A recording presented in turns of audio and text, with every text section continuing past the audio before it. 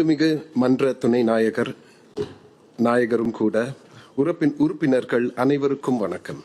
என் தாத்தா இந்தியாவிலிருந்து சிங்கப்பூருக்கு வந்த பொழுது அவரிடம் இருந்தது நம்பிக்கையும் கடினமான உழைப்பும் மட்டுமே என்று அப்பா அடிக்கடி சொல்வார்.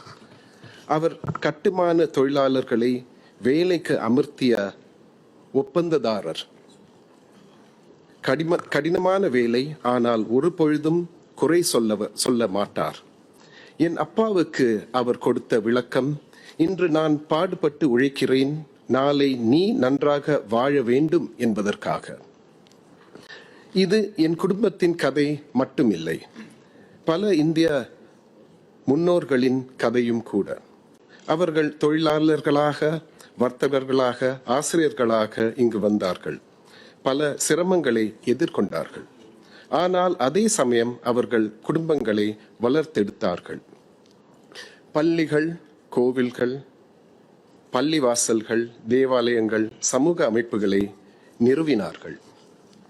அவையெல்லாம் இன்று வரை நிலைத்திருக்கின்றன. அவர்கள் அன்று செய்த தியாகங்களால் தான் நாம் இன்றைய தலைமுறை முன்னேறியுள்ளன. சமீப காலத்தில் சிங்கப்பூருக்கு புதிய இந்திய குடியேறிகள் வந்துள்ளனர். பலர் படிக்கவோ வேலை செய்யவோ இங்கு வந்தார்கள்.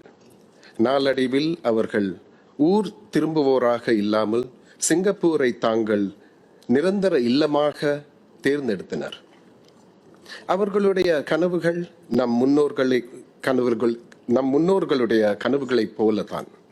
நல்ல குடும்பம், போதுமான வருமானம், நாட்டிற்கு அர்ப்பணிப்பு. இன்றைய இந்திய சமுதாயம் பன்முக தன்மையுடையது.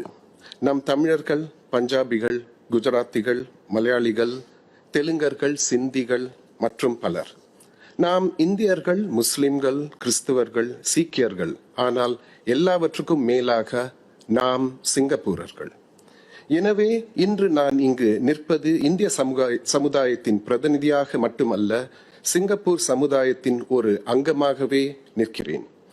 எங்கள் சமூகம் தனித்து முன்னேறவில்லை, நாட்டு முன்னேற்றத்திற்கு ஒரு பகுதியாக இருந்தது.